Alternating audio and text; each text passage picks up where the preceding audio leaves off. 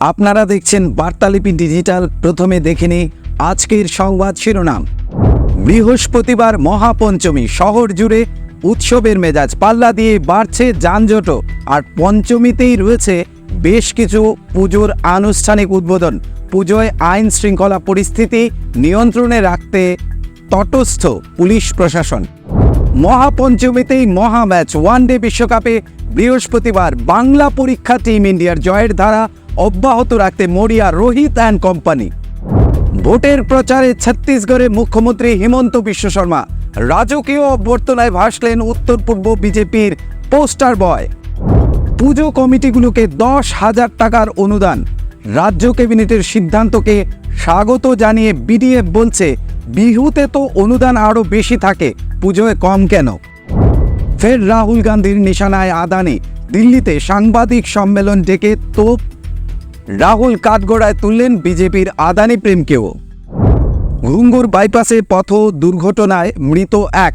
বুধবার ময়নাতদন্তের পর মরদেহ রাস্তায় রেখে পথ অবরোধ ক্ষুব্ধ জনতার। দাবি করা হলেও ক্ষতিপূরণ। খবর পাঠে রয়েছে আমি সায়ন বিশ্বাস। এবারে দেখে নেই কয়েকটি বিস্তারিত খবর।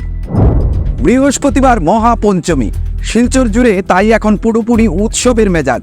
পাল্লা দিয়ে বেড়েছে যানজটও। তবে পুজোর স্পেশাল রুট প্ল্যান চালু হয়ে গেলে সপ্তমী থেকে জ্যাম অনেকটাই নিয়ন্ত্রণে চলে আসবে বলে ধারণা মানুষের। তবে এর আগে শহরে পঞ্চমীতেই রয়েছে বেশ কিছু পুজোর আনুষ্ঠানিক উদ্বোধন। পুজোয় আইন শৃঙ্খলা পরিস্থিতি নিয়ন্ত্রণে রাখতে তটস্থ পুলিশ প্রশাসনও। এরই মধ্যে শিলচরের অদূরে উধারবন্দ কালীবাড়ি রোডের পুজো যেমন লোক টানতে শুরু করেছে, তেমনি ভিড় জমছে শিলচর আপনজন পুজো কমিটিতেও। বৃহস্পতিবার অম্বিকাপুর পূর্বপাড়া সহ আরও কিছু পুজোর আনুষ্ঠানিক সূচনা হয়ে যাবে। সব মিলিয়ে পুজোর আমেজ কিন্তু লক্ষ্মীবার থেকেই শুরু।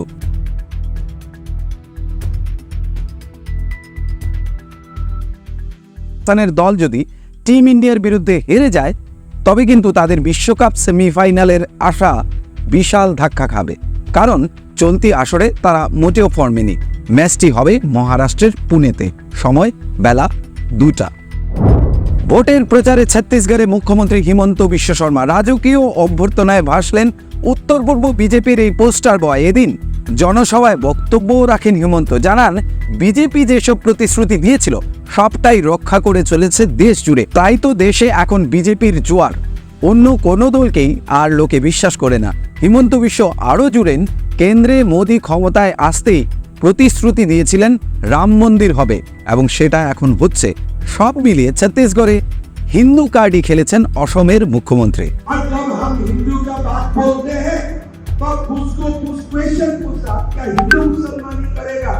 हम बोला मैं हिंदू मुसलमान नहीं करता हूँ, लेकिन देश को ये बताना है कि भारतवर्ष में कोई अगर हिंदू को चैलेंज करता है उसका जवाब भी लोगों को मिलना पड़ेगा। ऐसा कम से कम हमें बोलने का अधिकार है। कोई जो करे करे, लेकिन हमारा बेटियों को आप उठा के मत ले जाओ। ये हमारा बोलने का अधिकार है। हमारा आदिवासी लोगों को धर्मांतरण मत कराओ, ये बोलने का हमारा अधिकार है। तो भूपेश जी बोलता ये लोग तो सेकुलर नहीं है। अरे बाबा, ये सेकुलरिज्म का डेफिनेशन आपको कहां से मिला? हिंदू को लूटना सेकुलरिज्म है क्या? हिंदू को दबाना कुचाना सेकुलरिज्म है क्या? हिंदू ने सेकुलरिज्म का डेफिनेशन लिखा, सर्वधर्म समभाव। इसीलिए हिंदू जाके किसी का घर में लाख जहाज नहीं करता है। हमारा कोई लड़का जाके अलग धर्म का लड़की को उठाने का काम हम लोग नहीं करता हो, और इसीलिए हमें सबसे ज्यादा सेकुलर। भाइयों और बहनों, आज नरेंद्र मोदी नहीं होने से हमारा देश में राहुल गांधी राम मंदिर बनाता था क्या? बोलिए, बनाता था क्या? बोलिए। अगर अमित शाह नहीं होता था तो कश्मीर में धारा 370 चला जाता था क्या? आज अगर प्रधानमंत्री नरेंद्र मोदी नहीं होता था, काशी में कॉरिडोर बनता था क्या? उज्जैन महाकाल में कॉरिडोर बनता था क्या? भाई और बहनों, हमारा संस्कृति को हमें रक्षा करना है, हमारा जीवन शैली को हमें बचाना है और साथ साथ में छत्तीसगढ़ में भी विकास करना है। পুজো কমিটিগুলোকে 10,000 টাকার অনুদান রাজ্য ক্যাবিনেটের সিদ্ধান্তকে স্বাগত জানিয়ে বিডিএফ বলছে বিহুতে তো অনুদান আরো। কিন্তু দুর্গাপুজোর জন্য আমরা চাইছি যে আপনারা এই অনুদানটা 25,000 টাকা করে দিন। ফের রাহুল গান্ধীর নিশানায় আদানি, দিল্লিতে সাংবাদিক সম্মেলন ডেকে তোপ দাগলেন কংগ্রেস সাংসদ রাহুল। কাঠগড়ায় তুললেন বিজেপির আদানি প্রেমকেও, বললেন আদানির যেসব কেলেঙ্কারি প্রকাশ্যে আসছে সেগুলি যদি অন্য কোনো দেশে হতো সে দেশের সরকারকে ফেলে দেওয়ার জন্য তা যথেষ্ট ছিল, কিন্তু কেন্দ্র তাকে উল্টো ছাদ দিচ্ছে। সংক্ষেপে দেখে নিন রাহুল ঠিক কি বলেছেন। इसको अच्छी तरह देखिए, financial times of London. This story would bring down any government. This is direct theft by a man who has been protected again and again and again by the Prime Minister of India. पहले हमने 20,000 करोड़ रुपए की बात की थी और सवाल पूछा था ये पैसा किसका है। अब पता लगता है 20,000 करोड़ का फिगर गलत था, उसमें 12,000 करोड़ और ऐड हो गए हैं, तो अब टोटल फिगर 32,000 करोड़ का हो गया है। अदानी जी इंडोनेशिया में कोयला खरीदते हैं और जब तक वो कोयला हिंदुस्तान पहुंचता है उसका रेट बदल जाता है, डबल हो जाता है।